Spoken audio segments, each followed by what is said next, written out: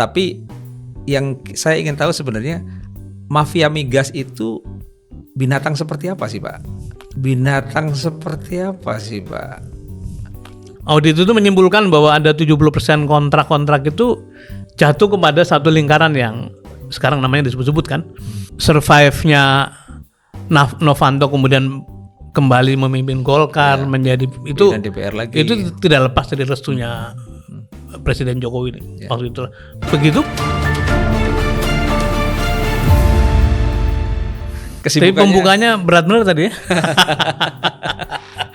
Pembukanya berat benar. Oke. Karena dua hal ini memang lagi banyak diperbincangkan dan saya kira mungkin dalam 1-2 hari sangat kencang ya, dan orang mengingat Pak Sudirman Said waktu itu sebelum masuk ke isu desakan pemakzulan, ketika Pak Reza Khalid ditetapkan sebagai tersangka, orang mengingat bahwa pada waktu itu Pak Sudirman sebagai Menteri SDM bahkan diperiksa di Badan Kehormatan Dewan dan seterusnya. Tidak berapa lama setelah itu lalu ada reshuffle. Nah, tapi kita masuk dulu ke soal isu desakan pemakzulan. Sebenarnya kalau dilihat dari sisi politik, tapi juga dalamnya ada hukum, itu mungkin orang merasa ini agak susah kalau situasi politik seperti ini. Tapi tentu alasannya bukan hanya alasan politik saat ini, tapi ada alasan-alasan yang lebih mendasar yang barangkali Pak Sudirman bisa memberikan penjelasan yang lebih bagi masyarakat mungkin, apakah ini sesuatu yang oleh Pak Dirman sebut sebagai jalan yang logis gitu ya, desakan pemakzulan ini muncul. Iya, sekali lagi terima kasih Mas Aman. Alhamdulillah lama nggak ngobrolnya di ruang publik, tapi sangat menarik karena diskursus ini kan selalu mengutarakan masalah-masalah yang jadi perhatian masyarakat ya. Saya pengen mulai dengan begini. Kadang-kadang kita perlu berpikir bahwa bernegara itu bisa terus mencapai kemajuan-kemajuan kalau kita tidak hanya sekedar berpikir atau mengerjakan hal yang mungkin, tapi harus berpikir dan mengerjakan yang harus gitu.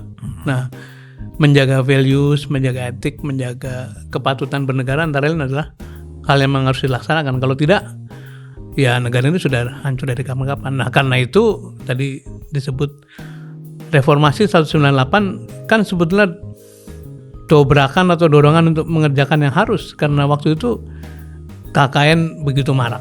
Meskipun kalau dibandingkan dengan sekarang, waktu itu sebenarnya nggak ada apa-apanya ya. Kemudian yang kedua, kecenderungan menjadi pemerintah otoriter itu juga menjadi perhatian dari banyak kalangan. Nah, karena itu kemudian kita bergerak semua lapisan dari mulai para cendekiawan sampai yang paling muda mahasiswa itu bergerak. Nah, tuntutan utamanya adalah akhirnya kan ngomong bagaimana menghapus KKN kan. Korupsi, kolusi dan nepotisme gitu. Korupsi itu sebetulnya adalah pencurian dalam bahasa vulgarnya.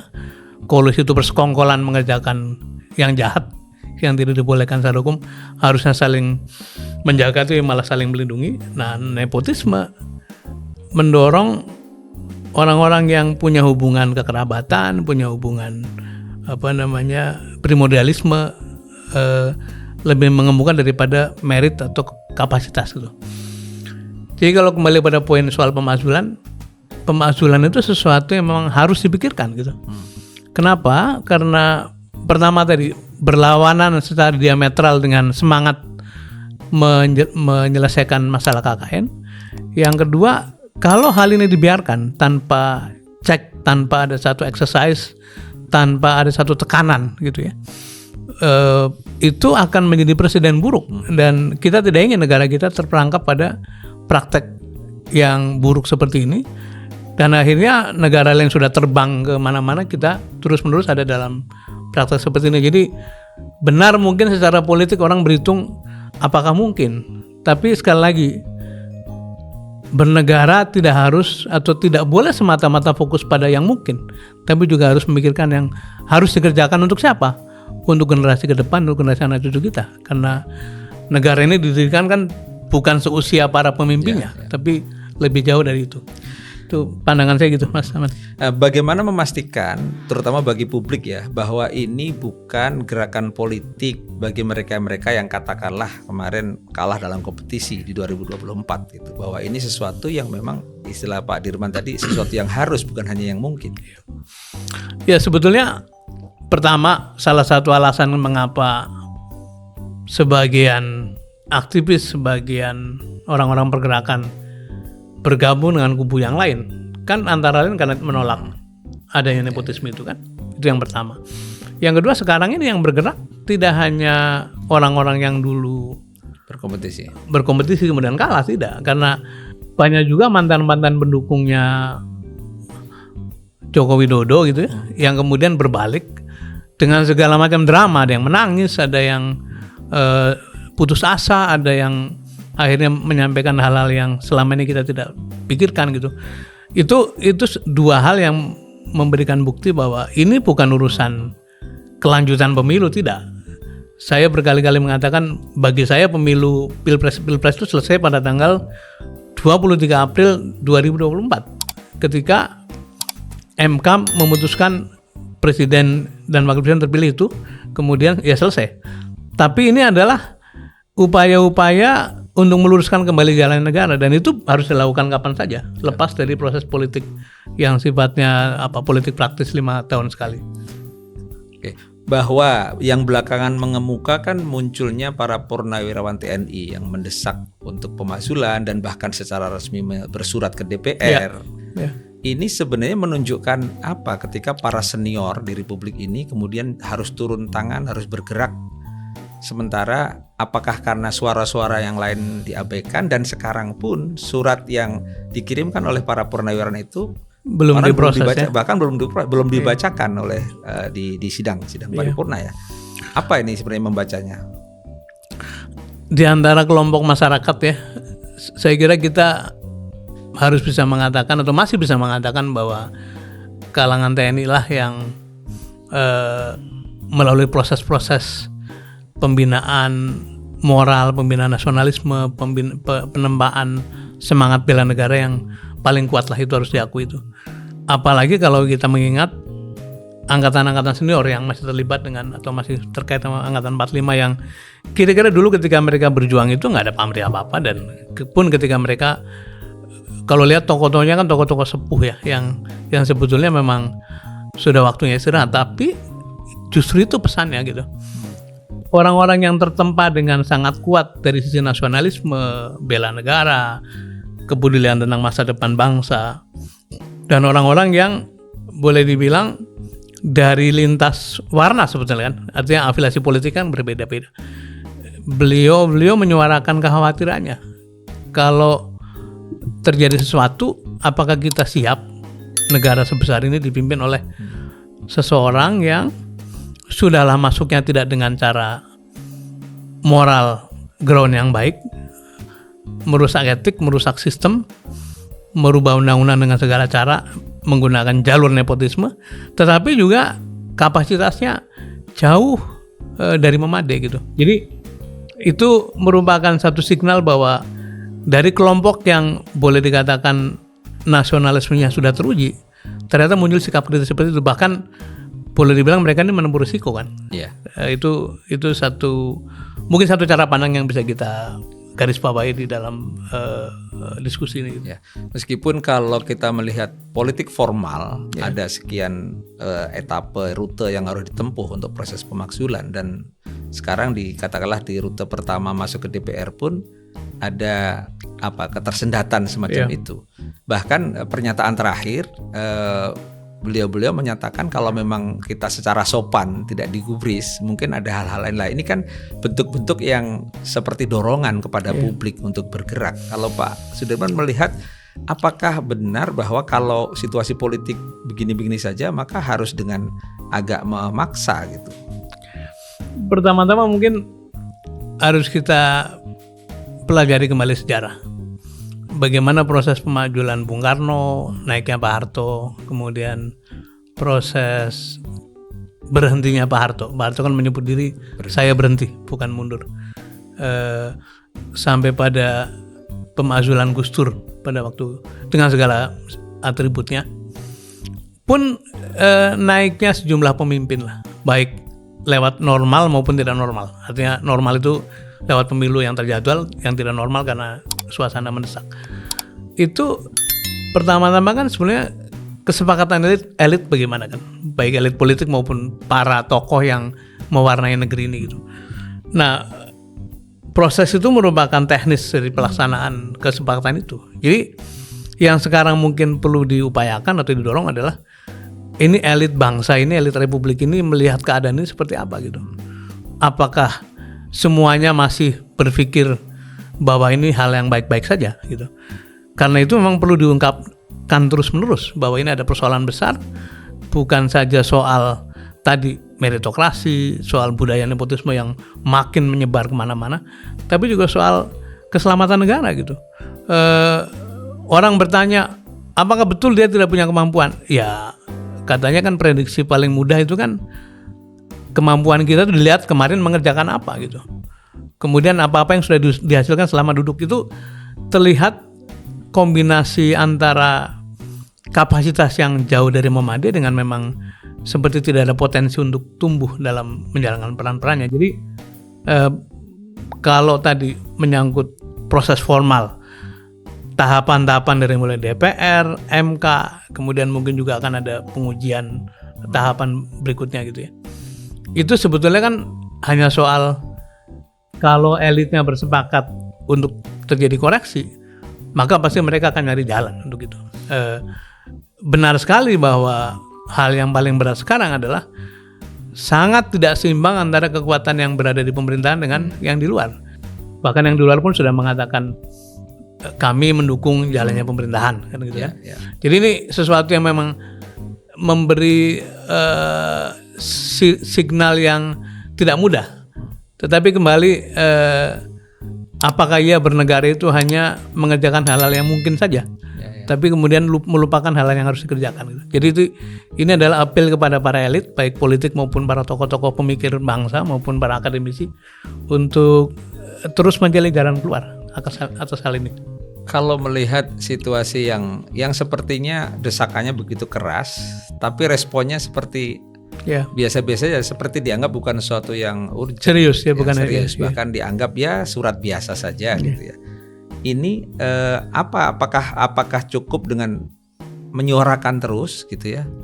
Sementara secara praktis kan katakanlah partai politik seperti Pak Sudirman sampaikan tadi bahkan hampir semuanya mendukung ke pemerintahan.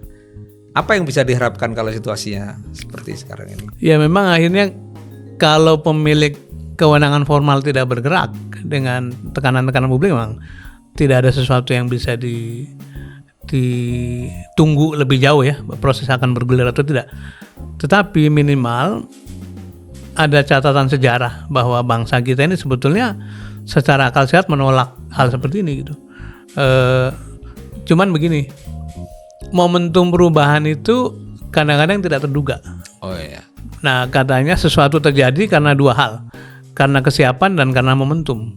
Itu yang sering disebut sebagai luck. Keberuntungan itu bersatunya momentum dengan kesiapan. Momentum kadang-kadang tidak bisa kita kontrol, tapi kesiapan bisa kita kendalikan atau bisa kita kondisikan. Nah, karena itu mari terus-menerus mengkondisikan kesiapan perubahan itu gitu. Kalau itu terjadi bagaimana? Termasuk skenario-skenario bila memang proses itu bergulir, kemudian kita membutuhkan pemimpin yang lebih baik kualitasnya, siapa yang kira-kira mungkin untuk disodorkan sebagai pengganti, kan harus sampai ke sana. Dan menurut saya tidak ada salahnya, karena misalnya sebagai contoh 3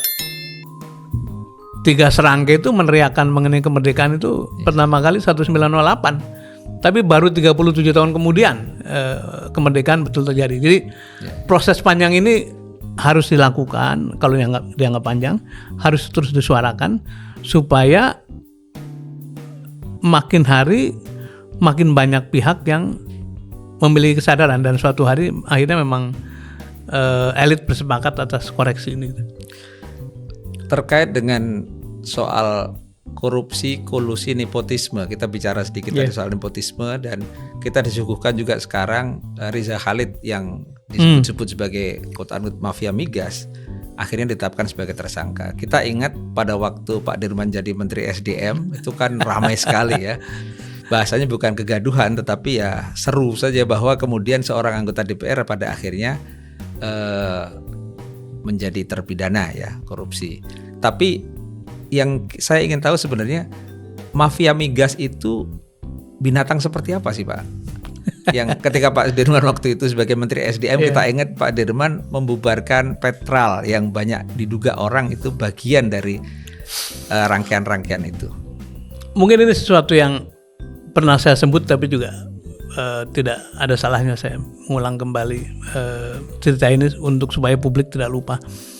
Masuknya saya ke kabinet itu adalah hari-hari terakhir dan konon pemilik cerita yang sahih mengatakan bahwa Presiden Joko Widodo waktu itu memang berusaha menyodorkan nama-nama, tapi nama-nama itu kena stabilo ya. Mengapa? Karena di masa kampanyenya kita semuanya masih ingat salah satu janjinya Presiden Joko Widodo adalah calon presiden waktu itu adalah menyelesaikan mafia migas. Gitu. Tetapi nama-nama yang disodorkan itu terkena stabilo karena dikhawatirkan punya potensi ada kasus-kasus korupsi. Waktu itu kan masih lewat KPK kan. Iya, iya. Jadi muncullah nama saya di hari Jumat malam sudah sehari sebelum pengumuman kabinet dan saya waktu itu sedang jadi dirut Pindad kan. Nah Sabtu saya dipanggil kemudian lewat satu proses hampir 2 jam barangkali saya diskusi dengan beliau dan itu adalah hari pertama saya bertemu Pak Joko Widodo, salaman dan berhadapan-hadapan karena tidak pernah sebelumnya saya mengenal maupun ikut dalam kampanye kan. Saya kan direktur utama PT Pindad, jadi nggak boleh ikut politik praktis lah. Nah di dalam pembicaraan itu beliau sendiri yang ngomong bahwa bagaimana mengatasi mafia migas. Tentu saja ada masalah-masalah yang soal kilang, soal listrik, soal renewable dan sebagainya. Tapi diskusi mengenai mafia migas mengemuka di situ. Bagaimana cara mengatasinya gitu. Saya sebut Pak Presiden, saya dulu pernah di Pertamina. Kan 2009 saya pulang dari Aceh kan saya ke Pertamina dan ditugasi beresin setelah soal dari Badan Rekonstruksi Rehab dan Rekonstruksi setelah Aceh itu saya diminta bergabung Pertamina. Salah satu tugas yang di ujung masa saya di Pertamina adalah membereskan aspek ekspor impor migas yang sebetulnya juga masalahnya sama. Jadi saya ceritakan pada Pak Presiden. Ya. Dulu waktu saya di Pertamina pernah beberes soal ini, tapi tidak tuntas karena berhenti di sini. Di mana berhenti? Presiden menanyakan, maksudnya berhenti di mana? Ya di kantor Presiden. Kenapa? Karena begitu masalah ini ditertibkan, pasti para pihak yang merasa terganggu oleh penertiban itu akan datang menuju kepada pimpinan politik tertinggi dan biasanya ketemu Presiden. Saya sampaikan begitu dengan maksud supaya suatu hari akan ada peristiwa bahwa ketika kita push begitu rupa itu akan datang dan kemudian ya bahasanya merapat atau mendekat lah. Jadi sebetulnya seluruh yang saya kerjakan sebagai Menteri SDM tidak lain adalah menjalankan misi atau perintah dari Presiden yang pada waktu kampanye sudah disampaikan kepada publik gitu. Nah, ternyata kan betul kan, akhirnya ketemu kasus itu dan saya sampaikan. Tentu beliau sudah mulai berbeda pandangan dibanding sama kampanye karena sudah memerintah hampir 2 tahun kan, waktu itu 2015. Dan ada satu titik di mana beliau seperti hendak surut. Ketika audit sudah mau selesai, audit oleh Kordamenta yang audit itu menyimpulkan bahwa ada 70% kontrak-kontrak itu jatuh kepada satu lingkaran yang sekarang namanya disebut-sebut kan. Pak Presiden suatu hari mengundang saya, di sana sudah ada 2 menteri yang lain. Seperti mengingatkan itu jangan terlalu kenceng apakah ini mau diselesaikan apa enggak. Ya harus selesaikan Pak karena publik sudah tahu menunggu dan sebagainya. Tidak ada keraguan-keraguan sebetulnya gitu ya. Nah ketika peristiwa Papa minta saham yang sangat dikenal publik itu kan juga sama. Saya sebetulnya tidak mencari masalah, tapi kemudian tiba-tiba ada bukti, saya laporkan dan saya jelaskan dengan kata-kata begini. Pak Presiden, menurut saya bangsa ini sedang ditolong oleh Tuhan, oleh Allah Subhanahu wa taala. Kenapa? dua orang ini bertahun-tahun lamanya, yang satu selalu bisa masuk ke dalam kekuasaan, mempengaruhi proses dan merusak sistem, ya, urusan-urusan migas itu. Satu lagi disebut sebagai untouchable, tidak tersentuh. Kasus A lolos, kasus B lolos terus sampai EKTP waktu itu kan hampir lolos juga gitu. Jadi kalau saja dua orang ini bisa kita selesaikan, sebetulnya Indonesia bebannya sangat ringan, karena kalau yang berat bisa kita selesaikan, apalagi yang lebih ringan. Jadi tapi dalam perjalanan beliau kurang happy lah, terutama ketika menjadi isu politik. Saya sempat dipanggil dan sama halnya ceritanya Pak Agus Raharjo itu, ya saya dimarahin juga. Ini siapa yang nyuruh? Siapa yang memerintahkan, dan siapa yang dibalik ini semua gitu? Ya saya jawab tidak ada. Ini tanggung jawab saya sebagai profesional yang ditugasi Presiden untuk membersihkan sektor ini, dan seluruh tindakan sudah saya konsultasikan pada Pak Presiden dan Wakil Presiden. Jadi dinamikanya di dalam titik puncak kekuasaan itu luar biasa, dan saya tidak kaget kalau suatu hari akibat dari tindakan-tindakan ini kemudian berdampak pada apakah saya digeser, apakah saya diberhentikan. Saya sudah ngitung sejak bulan-bulan pertama lah. Dan akhirnya Pak Sudirman di reshuffle ya? Iya, tapi saya selalu mengatakan mungkin tidak ada hubungan ya. Karena reshuffle itu ya haknya yang nunjuk kapan saja. Tapi risiko-risiko untuk beberes itu memang sudah dihitung sejak awal. Malah saya mengatakan pada kawan-kawan di SDM, bulan-bulan pertama rapim lah. Bapak-bapak, ibu-ibu, saya ini disebut sebagai political appointee. Jadi pejabat yang ditunjuk secara politik. Jadi tergantung berapa lama di sini, tergantung siapa yang nunjuk tuh maunya berapa lama. Bisa 3 bulan, bisa 6 bulan, bisa setahun, bisa selesai 5 tahun gitu. Tapi bapak dan ibu adalah permanen faktor, karena bapak dan ibu tumbuh di sini, akan pensiun di sini. Karena itu gunakan saya sebagai temporary factor itu, sebagai katalis perubahan. Tugaskan saya atau gunakan saya untuk melakukan perbaikan, karena memang waktu itu kan sektor SDM sangat negatif reputasinya karena berbagai kasus. Dan alhamdulillah saya mendapat dukungan dari internal sampailah bisa membuka segala macam kasus. Tapi tadi berhenti dan jalan maupun stopnya di mana? Di struktur politik. Karena menteri ya pelaksana kan gitu kan. Kalau atasannya tidak mengatakan ini go, sulit. Dan di sini saya harus mengatakan bahwa survive-nya Novanto kemudian kembali memimpin Golkar menjadi itu DPR lagi. Itu tidak lepas dari restunya Presiden Jokowi ini waktu itu. Begitupun tidak segera diambilnya yang sekarang lagi rame MRC ya, itu juga tidak lepas dari sikap dari kekuasaan tertinggi. Menurut saya sih begitu sih. Ya, kalau hari ini kemudian pada akhirnya yang Pak Dirman sebut MRC tadi ya, Muhammad Reza Khalid jadi tersangka, apakah, dan dari tahun itu kan kalau kita hitung 10 tahun ya, begitu lama bahkan kekuasaan sudah berganti itu. Jadi sebenarnya apakah ini benar-benar momentum untuk bersih-bersih, atau kalau orang di luar bilang atau sekedar ganti pemain sebenarnya? Ada panggung depan, ada panggung belakang ya. Panggung belakang walau alam bisa wablah. Tapi yang di depan kan sebenarnya isu ini kan sejak dulu, sejak Presiden SBY lah. 2009 muncul kan, mau penertiban integrated supply chain ya. ISC-nya sampai dibubarin, direksi Pertamina diganti gitu. 2014 muncul sebagai bahan kampanyenya Pak Jokowi. 19 mungkin muncul lagi kemarin tuh, karena itu juga jadi isu sampailah 24 sekarang. Jadi memang secara natural karena pihak ini betul-betul kuat secara finansial, kuat secara market, kuat secara pengalaman, akan berusaha terus di sana. Sikap saya pada waktu menertibkan ini, baik ketika saya di Pertamina maupun di SDM, saya mengatakan kita tidak melarang kawan-kawan lama itu berdagang, silakan saja, tapi gunakanlah cara baru yang lebih transparan, lebih accountable, lebih fair, memberi kesempatan pada semuanya, itu kira-kira begitu. Nah, mengapa baru sekarang?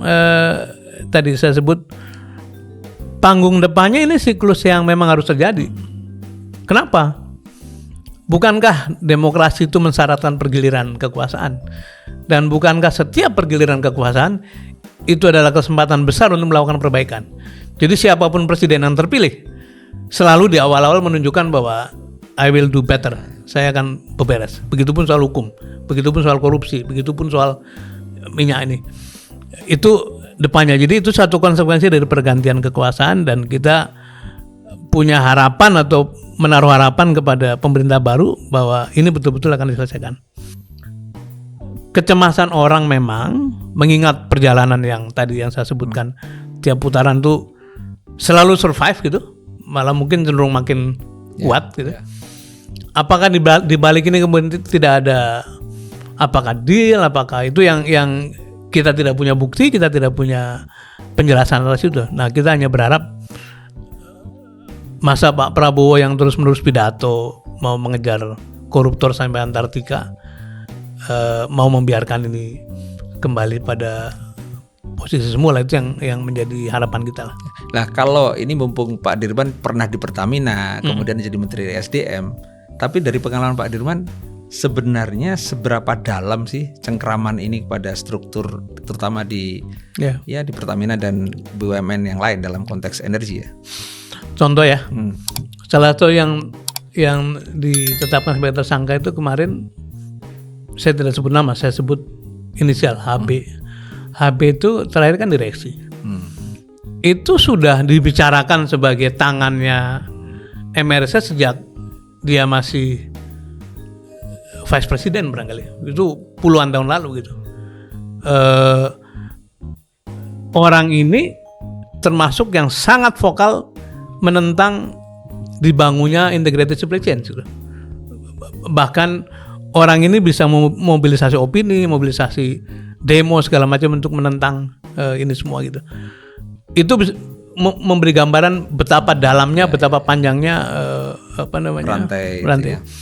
Salah satu yang lain, ini orang yang saya tegur karena suatu hari ketika saya mimpin unit itu di Pertamina, suatu hari kilang Cilacap itu berhenti, rusak gitu.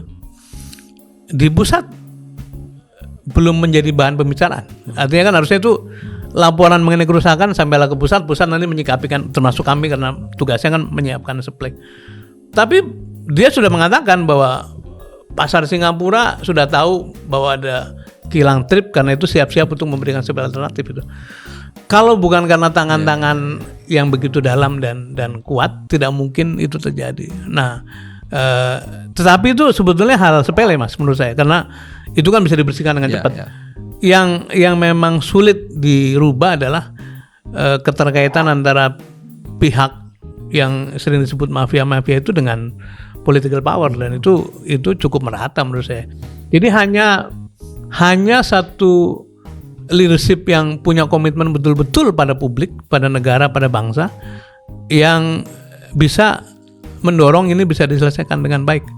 Kalau orientasinya masih pengen fundraising, pengen memupuk dana politik, ini sasaran empuk untuk digarap gitu. Karena pasti orang ini akan melakukan semua cara untuk terbebas dari tuntutan gitu. Ini berarti lebih dari sekedar tata kelola ya. Kalau Pak Dirman sering menyebut apa yang disebut dengan rusaknya control environment gitu. Itu gimana mengaitkan itu dalam konteks politik ya? Karena lebih dari soal tata kelola saja. Sebenarnya kalau memahami control environment atau tata kelola dalam konteks makro, sebetulnya aspek politik masuk di sana. Karena control environment itu menyangkut sikap dari pimpinan tertinggi, itu nggak bisa lepas dari politik. Menyangkut nilai-nilai yang dianut, yang dipahami. Menyangkut orang seperti apa yang diangkat, orang siapa yang dikeluarkan dalam tim. Menyangkut bagaimana cara mengambil keputusan. Menyangkut seberapa transparan satu proses itu diselenggarakan. Jadi sama bahwa pada akhirnya karena masalah ini begitu strategis, di dalam aspek control environment juga termasuk di dalamnya adalah bagaimana politik diselenggarakan, politik negara diselenggarakan, dan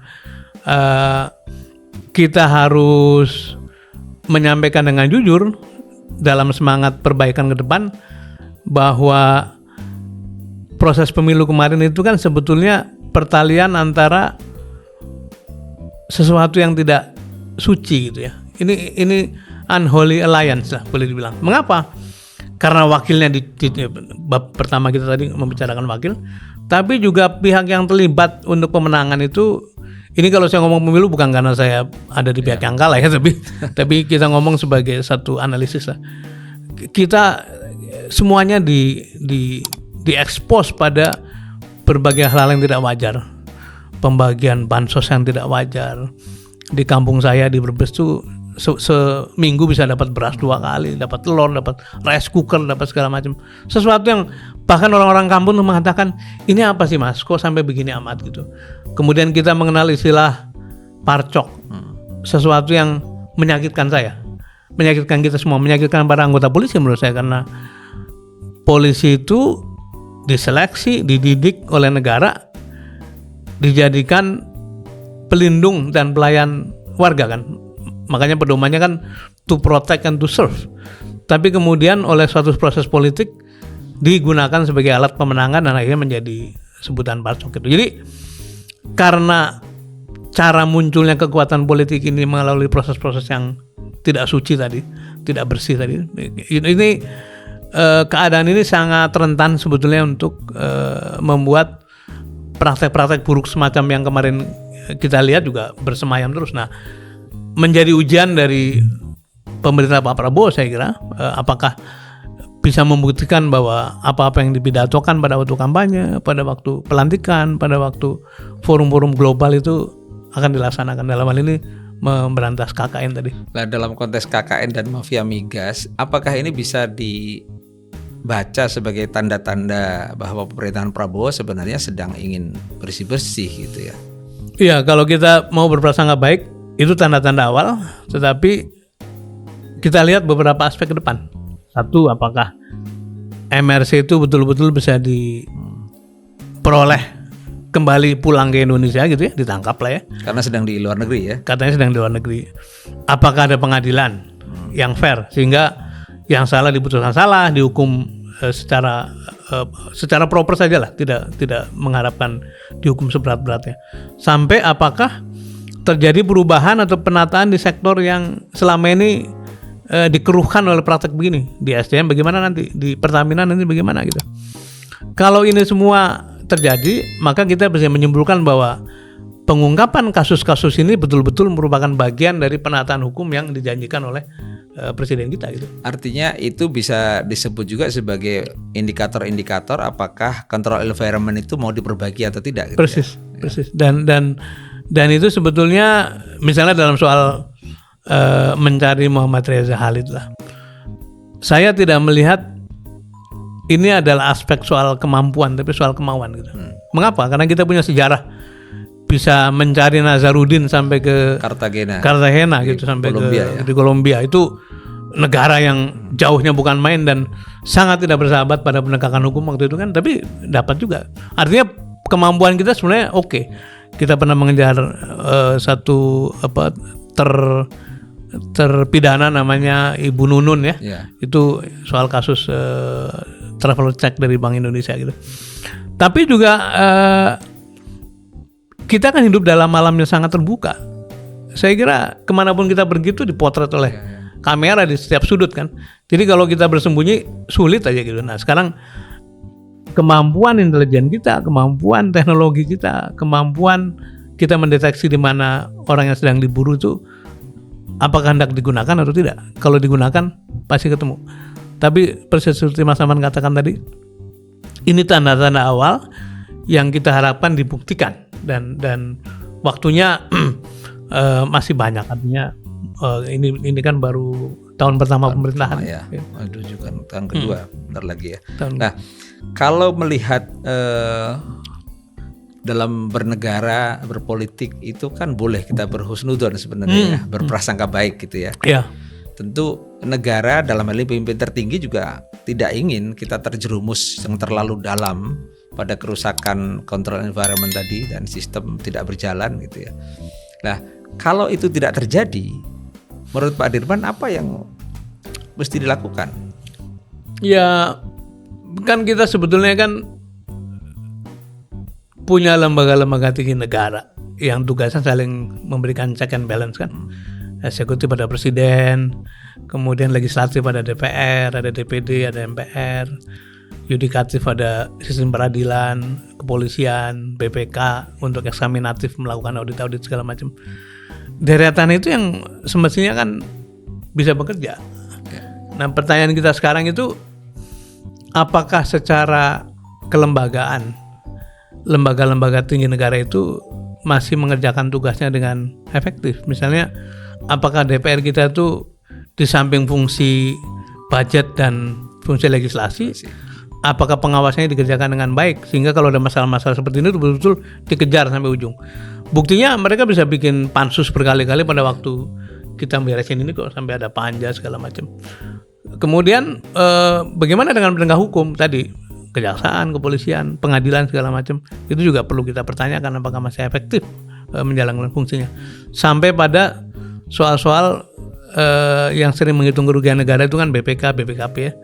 Itu juga kita pertanyakan. Artinya bukan kita mempertanyakan, tapi mari kita bertanya apakah masih efektif tidak. Misalnya kita melihat satu fenomena sudah bertahun-tahun lamanya sejak undang-undang BPK itu dirubah, yang terjadi malah bukannya pimpinan BPK makin profesional, makin kuat, tapi isinya politisi dari partai-partai yang kemudian terbukti dalam bertahun-tahun itu ada saja yang anggota yang ketangkep karena korupsi. Padahal di dalam kancah global itu BPK itu bahasa Inggrisnya adalah Supreme Audit Body. Jadi lembaga audit yang paling tinggi, yang paling mulia gitu ya. Yang di berbagai negara itu dipimpin orang-orang yang sangat kredibel. Jadi ini hal-hal ini juga menjadi kalau ditanya tadi apa yang bisa dilakukan, harusnya lembaga-lembaga ini bekerja.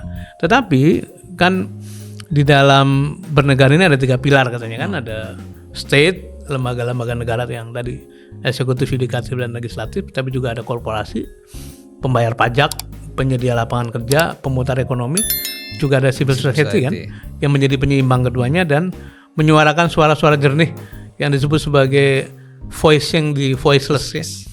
Nah, menurut saya teman-teman NGO, teman-teman kampus, teman-teman civil society tidak boleh berhenti. Gunakan fleksibilitasmu dalam bergerak itu untuk terus mengkaji masalah-masalah kenegaraan dan menyuarakannya gitu. Dalam rangka apa? Tadi dalam rangka menyongsong momentum gitu. Kalau kita tidak mendiskusikan, kita tidak menyuarakan, kita akan kehilangan momentum itu. Nah, kalau kita terus suarakan, kita sampaikan dalam forum-forum semacam ini.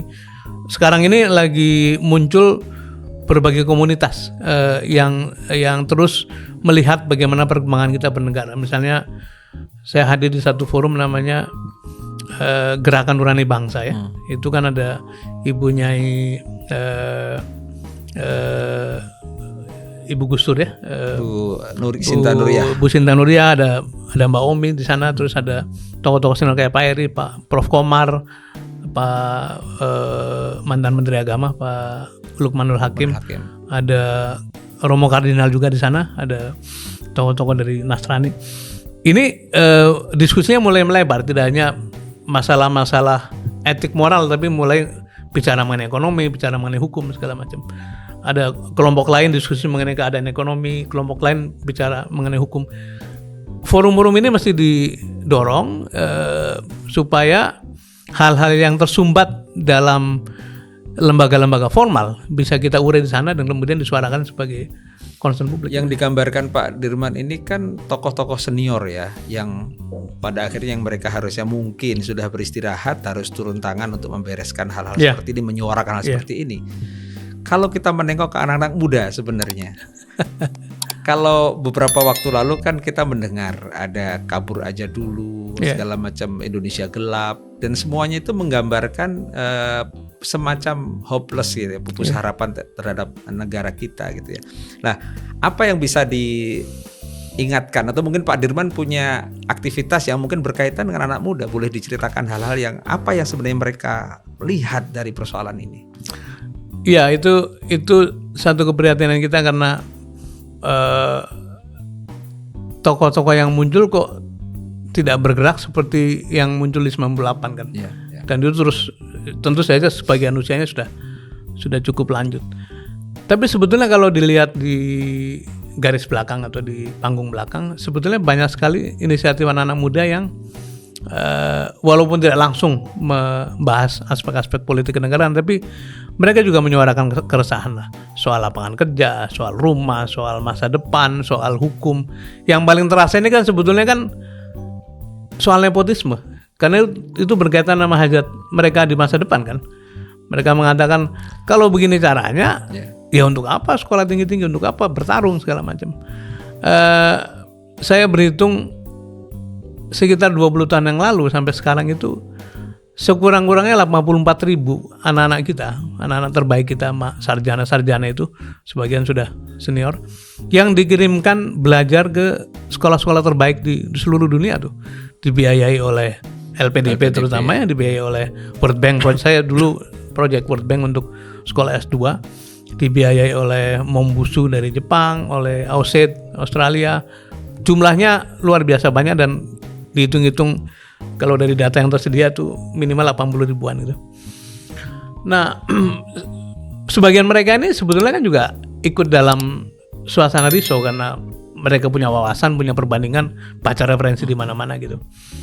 Nah, apa yang terjadi dengan anak muda sekarang adalah sekarang ini banyak kelompok-kelompok mandiri gitu yang kemudian mendiskusikan masalah-masalah publik. Misalnya kemarin saya baru diundang lewat forum online itu, forum namanya The Guardian of Peace. Jadi anak-anak muda yang concern pada perdamaian. Terus saya pernah diundang oleh sekelompok teman-teman yang bergerak di bidang lingkungan, Green Leadership gitu ya.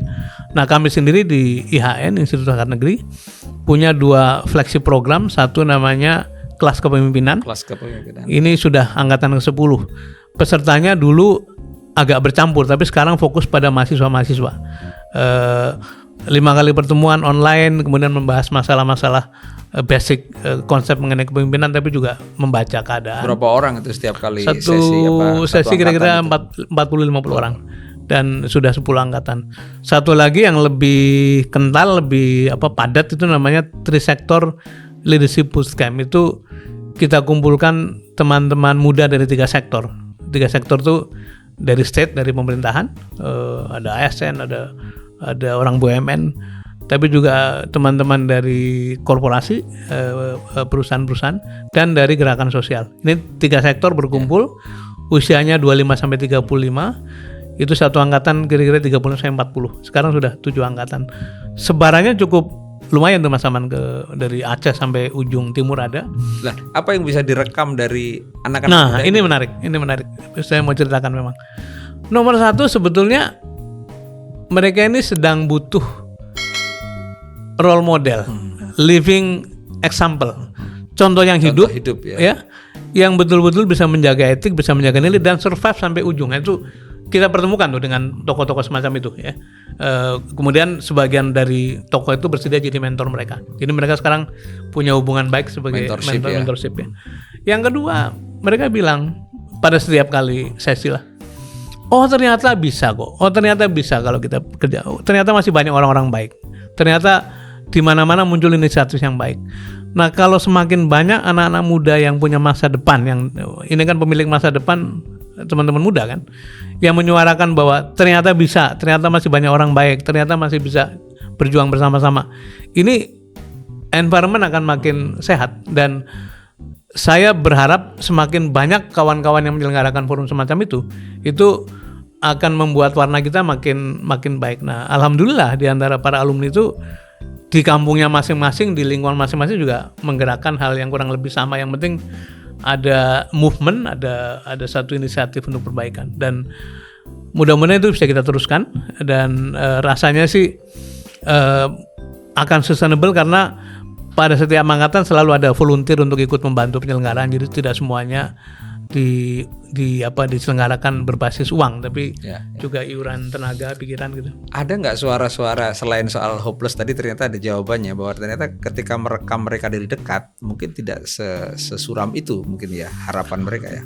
Kalau mendengar beberapa yang yang betul-betul tuh idealisme terganggu ya, terutama di sektor publik sih, di pemerintahan itu mereka bisa curhat sampai nangis tuh.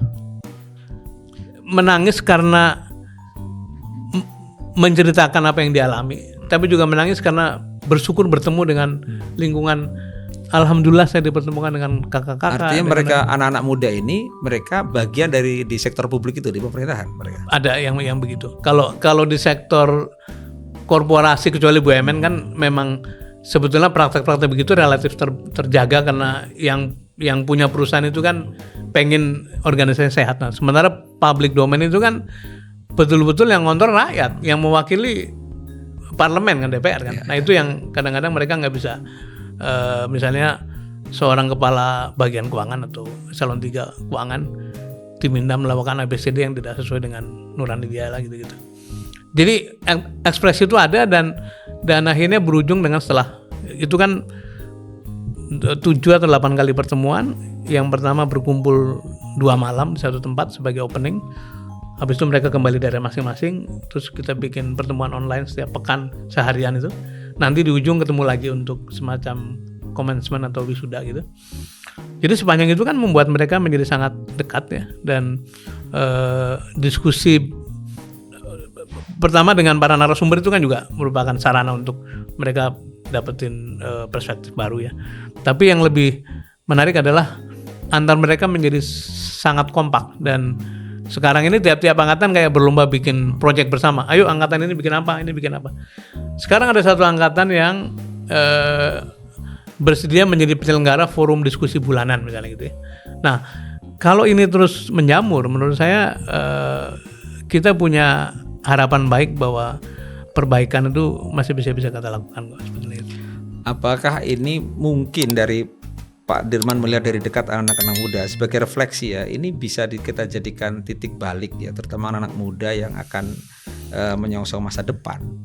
Kalau boleh Pak Dirman memesankan sesuatu atau yang mungkin sudah dipesankan kepada mereka, apa hal-hal yang paling pokok untuk mereka jadikan perhatian? Sebetulnya kalau melihat bagaimana cerita tadi Budi Utomo ya berjalan, kemudian para perintis Sumpah Pemuda, terus sampai bahkan angkatan 66 sama 98 itu yang mereka alami sekarang sebetulnya kalau dulu kan merdeka atau mati gitu ya. Antara merdeka sama mati jaraknya pendek, tapi antara suasana itu dengan merdeka jauh sekali gitu ya. Jauh sekali. Tapi sekarang ini kan sebetulnya gap antara yang kita inginkan. Yang kita inginkan apa sih? Normal-normal saja, bukan yang ideal gitu.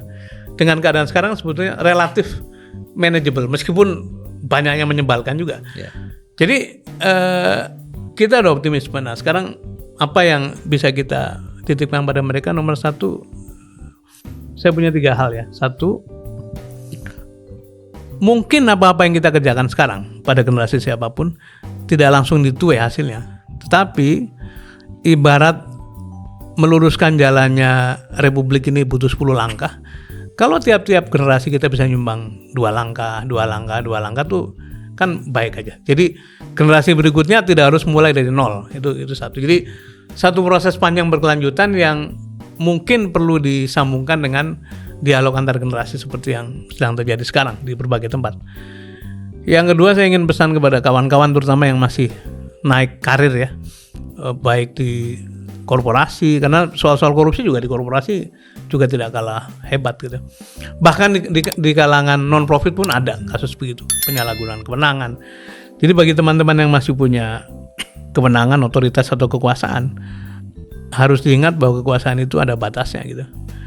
Dan ujian bagi kita, bagi Anda semua yang muda-muda yang sedang mendaki pada puncak-puncak karir itu bukan ketika duduk, tapi ketika pergi dari tempat itu, kemudian tindakan kita ditemukan oleh orang lain, itulah sebetulnya ujian keselamatan bagi kita. Jadi lebih baik kita berhati-hati, kata Ronggo Warsito itu lebih apik, lebih becik, eling lan waspodo ya, selalu ingat dan selalu waspada.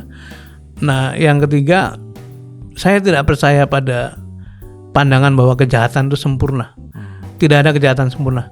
Saya tidak percaya ada pandangan bahwa ada orang yang tidak tersentuh, untouchable gitu. Tidak ada orang yang tidak tersentuh. Mau sehebat Al Capone sekalipun, mau sehebat bagaimana Escobar sekalipun, itu ada celah di mana akhirnya mereka-mereka itu bisa digulung oleh penataan hukum. Dan karena itu bagi siapapun yang merasa sekarang ini melakukan hal ini karena dilindungi oleh seseorang yang tidak tersentuh, itu nonsen. Hanya soal waktu. Kalau tidak sekarang, tahun depan. Kalau tidak tahun depan, 5 tahun lagi. Buktinya mana? Buktinya sekarang sedang terjadi. Kan gitu kan.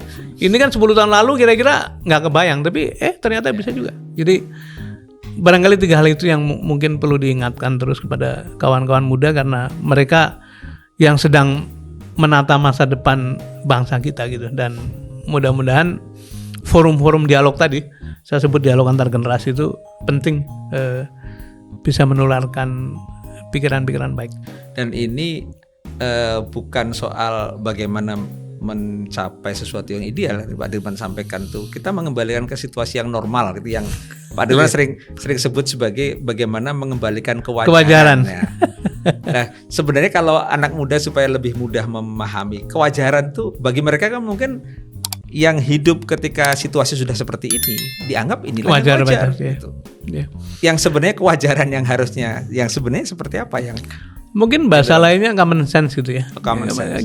Ini menurut kita ini masuk akal nggak sih kayak gini gitu ya. Dan setiap orang tuh kan punya kerentak, punya nurani yang bicara gitu. Makanya saya sering secara guyonan mentertawakan, kok ada hadiah atau penghargaan atas integritas kepada public official, padahal menjadi public official atau pejabat republik itu sudah seharusnya kejujuran itu syarat minimal kan gitu kan.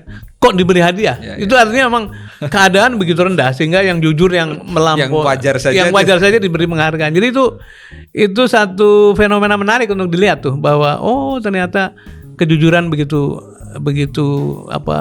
langka gitu, sehingga orang jujur itu diberi penghargaan. Nah, sekarang kebalik malah, katanya lu kalau mau lurus-lurus saja di surga aja katanya kan, ada yang begitu kan. Seolah-olah ketidaklulusan, ketidakjujuran itu dianggap sebagai normal. Menurut saya ini impossible to sustain, nggak mungkin keadaan ini berlanjut. Cerita VOC kan sama sebetulnya kan. Sebegitu kuat, tapi karena korupsi ada di mana-mana ambruk. Nah, jadi begitupun cerita-cerita 98, cerita 66 itu sama. Jadi menurut saya tidak boleh membiarkan apa yang hanya sekedar dipraktekkan oleh banyak orang kemudian dikatakan itu benar. Dan kalau saya boleh kembali pada kata kunci di awal tadi, bernegara itu bukan semata-mata hanya mengerjakan hal yang mungkin dan yang bisa, tapi harus terus memikirkan hal yang harus dikerjakan dan menjaga kenormalan, kewajaran, integritas. Itu bagian dari sesuatu yang harus kita kerjakan. Nah, pilihan kita dalam berdemokrasi untuk mengelola negara ini mungkin yang perlu diberi kerangka yang lebih sederhana bagi anak-anak muda ya, terutama ya. Dalam situasi pertama kita punya wapres yang seperti ini melalui proses yang tidak wajar. Kemudian ada proses korupsi yang sampai sekarang masih terang benderang terlihat gitu. Nah, dalam konteks demokrasi kita, terakhir saya ingin tanyakan ke Pak Dirman, apa yang bisa kita berikan perbaikan kalau demokrasinya pun sudah menjadi bagian dari katakanlah bibit-bibit korupsi dalam prosesnya? Itu satu isu yang sangat delicate, sangat sulit ya menghadapinya. Tapi mungkin begini, ada pesan dari Panglima Sudirman ketika menghadapi pertempuran begitu dahsyat dan tidak semua wilayah bisa kita kontrol. Pesan beliau adalah jaga pekarangan masing-masing, artinya jaga domain masing-masing. Apa yang bisa kita kelola, kita urus. Tetapi dalam situasi yang lebih tenang nanti, sebaiknya teman-teman yang punya domain masing-masing itu saling berhubungan untuk memperkuat semangat gitu. Saya sering katakan pada forum-forum anak muda, mungkin Anda sekarang seperti skeptis melihat partai politik karena suasananya seperti ini. Tapi jangan pernah tinggalkan politik. Perkara kalian mau ikut turun politik praktis atau tidak itu your choice. Tapi jangan tinggalkan politik. Karena apa? Politik itu seperti hulunya seluruh hidup bernegara tuh. Yang bikin aturan lewat proses politik kan, undang-undang ditentukan dengan PP, dengan perpres, kepres sampai pada perda nantinya gitu, semuanya ada proses politiknya dan para politisi yang memulai proses itu. Yang kedua, keputusan mengenai menghimpun dan membagi sumber daya publik, namanya budget, itu lewat proses politik. Menentukan berapa pajak, berapa cukai, berapa pungutan, sampai tiap-tiap sektor mendapatkan alokasi berapa, itu proses politik. Nah yang ketiga, ada minimal 22-23 lembaga publik yang pimpinannya ditunjuk lewat proses politik. Kalau kita biarkan yang disebut sebagai politik yang kotor ini berjalan tanpa cek, menurut saya itu kita tidak bertanggung jawab. Jadi kita harus ikut mewarnai, harus ikut mengawal, dan terus-menerus meneriakkan bahwa keadaan ini memang tidak mungkin sustain kalau yang terjadi ini seperti ada sesuatu di meja makan, semuanya berebut ngambil, tapi tidak ada yang menyumbang, ya bubar, habis gitu. Dan menurut saya negara ini kan dibentuk ada 2 frase penting tuh menurut muka 5 konstitusi. Atas berkat rahmat Tuhan Allah Subhanahu wa taala, dan dengan didorongkan oleh keinginan luhur. Maka dengan ini dan seterusnya gitu. Jadi 2 frasa itu harus diperjuangkan kembali. Seluruh tindakan harus tidak boleh melawan maunya Tuhan gitu. Tapi juga seluruh tindakan harus didasari pada keinginan luhur itu. Kedengaran terlalu idealistik, tapi tadi saya percaya bahwa harus ada di antara kita yang mengerjakan yang harus, bukan sekedar mengerjakan yang mungkin atau yang bisa itu. Terima kasih Pak Sidwan Said sudah hadir di Open Minded One on One.